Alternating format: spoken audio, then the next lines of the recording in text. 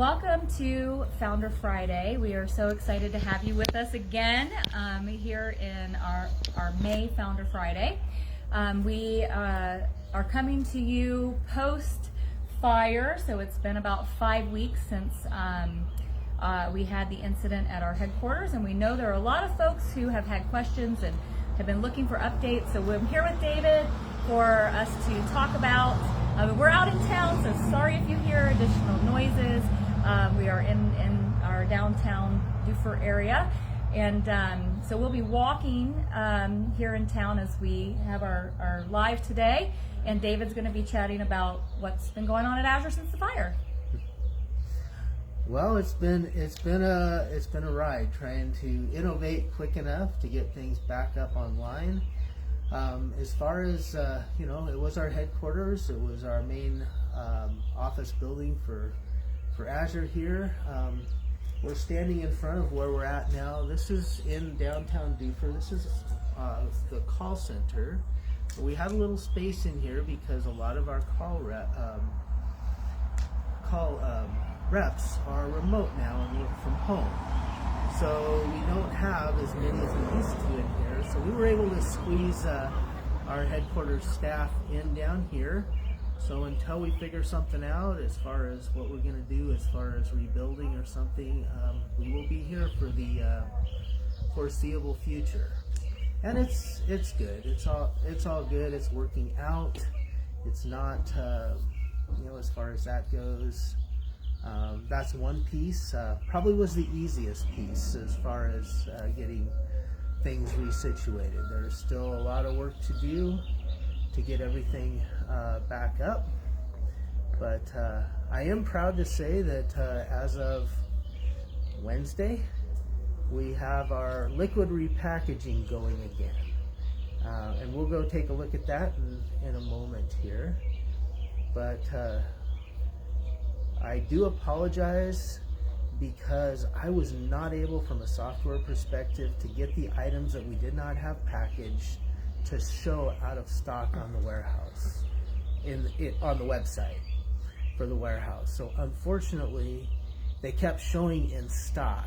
And the reason for that is when we have the product, even if it's not packaged yet, because of the way the website displays into the future, we have programmed it so that if there's product in stock that we haven't got quite repackaged yet, when it is available to repackage, the assumption is that we're going to get it done.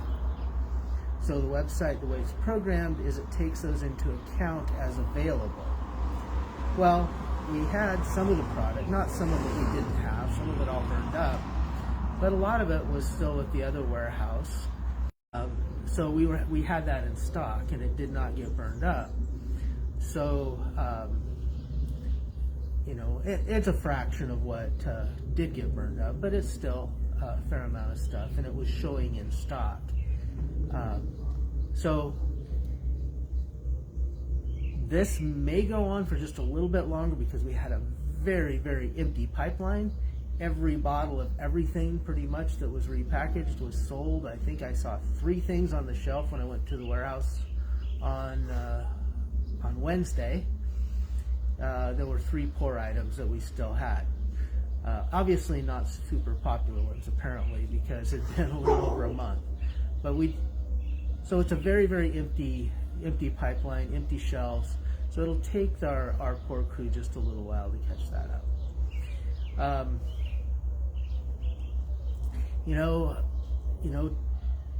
As far as the moving forward, probably even some ways more difficult than the fire, even though that's been extremely difficult and a lot of innovation that's taken place. And I do want to give a shout out to the team for really stepping up to the plate.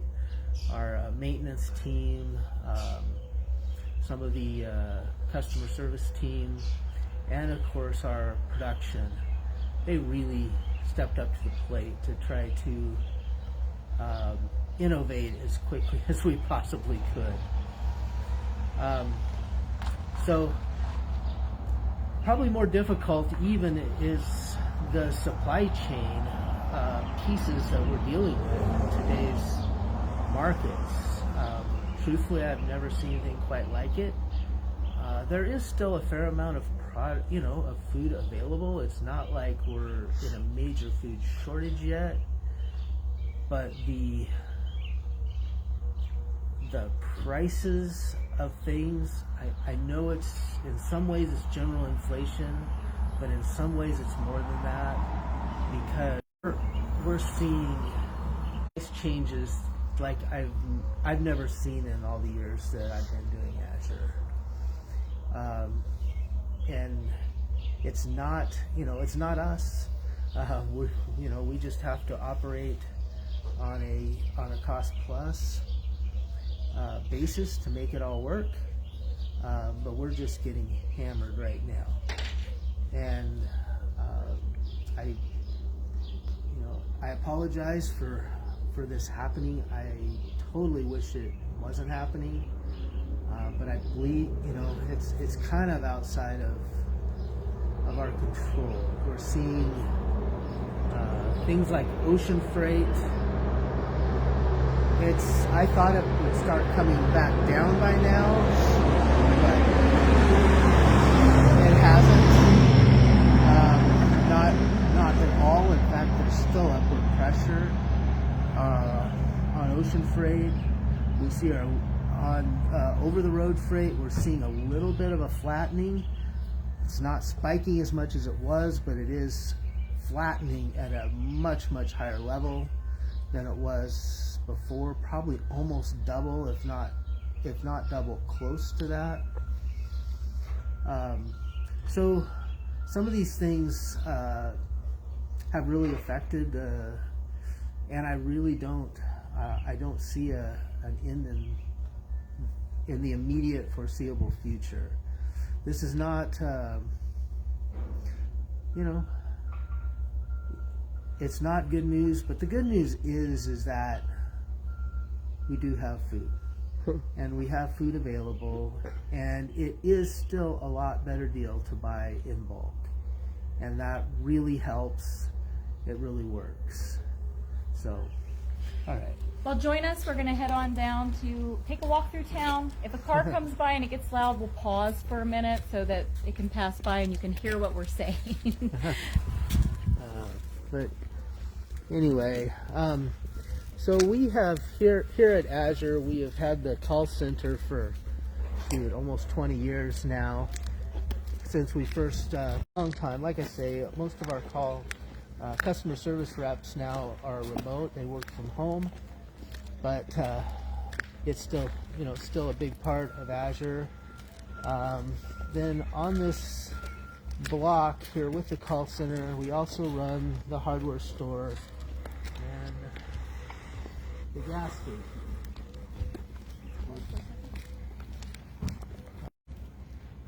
And in a way, we haven't really, other than selling gas here out of the hardware store, we really haven't done much with that building.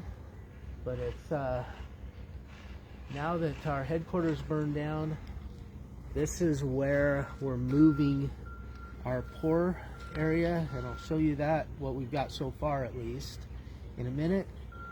We're also contemplating on putting our carob factory here. The carob factory is not back up yet. That has a lot of specialized equipment that has to be built. The pour room, there's some specialized equipment that we lost, but what we're doing now, we're going back to doing some of the stuff by hand. We can do that, whereas with the carob, we can't. We've got to have the specialized equipment to make that happen. So the equipment is being built. We've got some things going in the fab shop, some things that you can buy. We have ordered from the places that do build them. But as you know, nothing is fast these days.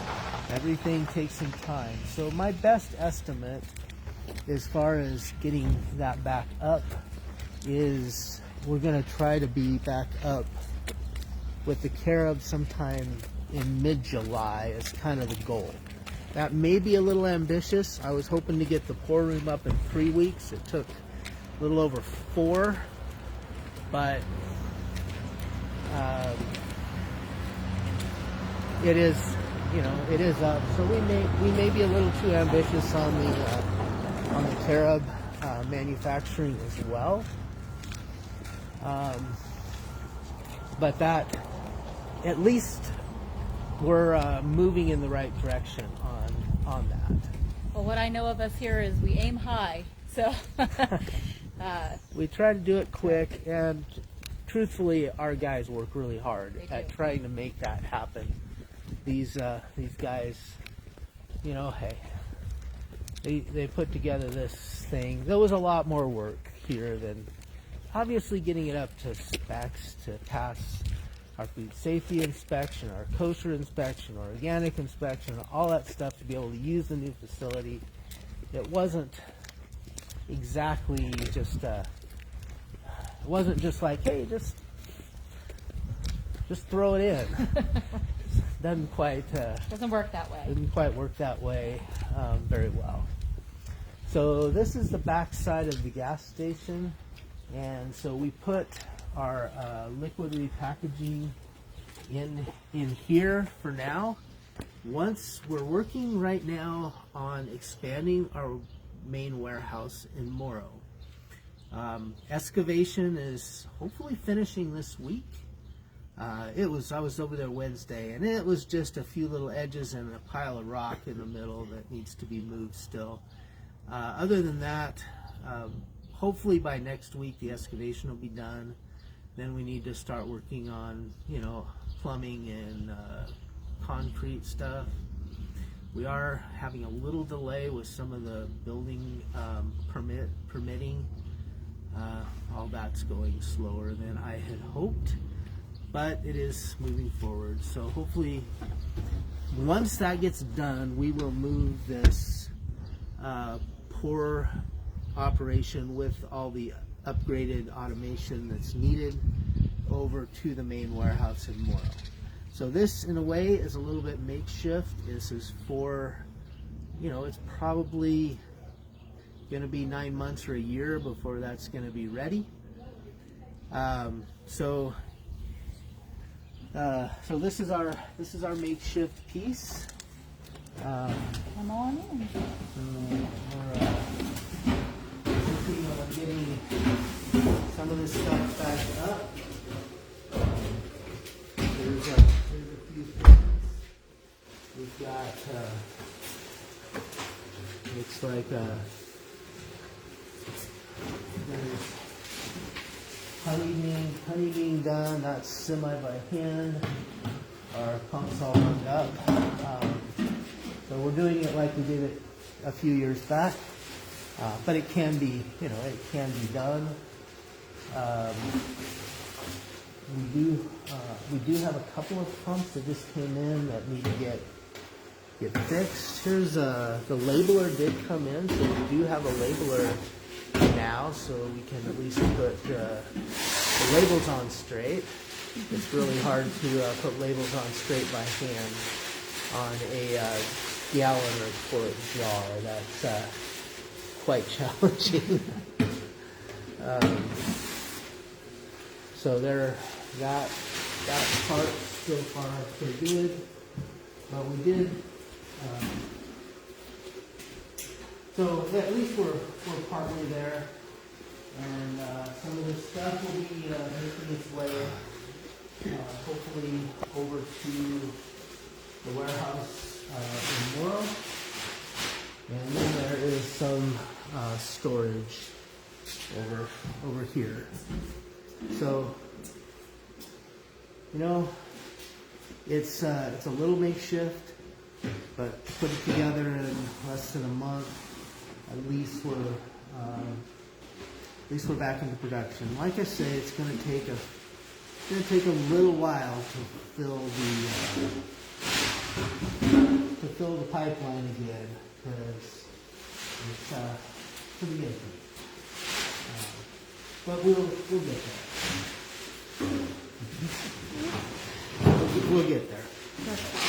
So David, as we're kind of making our way out, we've had a couple questions come in, and one of the questions about that's come in is just the supply chain in general. And it was asking about moms who have baby formula. We don't sell any baby formula here at Azure, but what recommendations do you have maybe for some of these things like baby formula or other supply issues that we're seeing in the market? Well, with baby formula, I think that there is probably a better way. If it was my child, I wouldn't use baby formula anyway. Obviously, second best to mother's milk, which baby is really made for. There's the option of goat milk, or right next to it, probably just as good, is the A2 cow's milk. That actually is pretty nutritious. It's pretty close. So I would, if it was my baby, I would probably use the Alexander A2 milk. If for some reason Mama couldn't supply enough milk, that would be my go-to. And if you could get local raw goat's milk or something, you can't technically sell that, but we do sell the A2 Alexander milk. If you can get it locally, that's great too. That's definitely another option. That's milk for animals. I think it's better than the milk that's made in the lab. It's second best. So that's to answer that question. That would be Your go-to.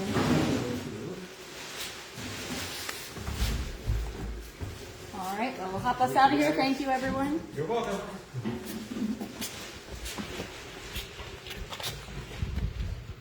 Do we have any other questions that you've seen come in, Rebecca? No? All right. David, anything else that you'd like to share before we close out our live? I think we've covered most of it. One of the questions I get all the time is, what do you think happened? How did this fire happen? Truthfully, if I go down deep in my heart, it's one of those things that I will probably never know. It is something that, the official version doesn't quite make sense. The arson schemes don't make perfect sense. I really don't know. I have theories. Obviously, the fire marshal has a theory. A lot of other people have thrown out theories, including within my family. But the bottom line is, we will never know. I'm quite certain that we will never know for sure. And sometimes it just makes me think how important it is that instead of focusing on the past and the things that we will never know,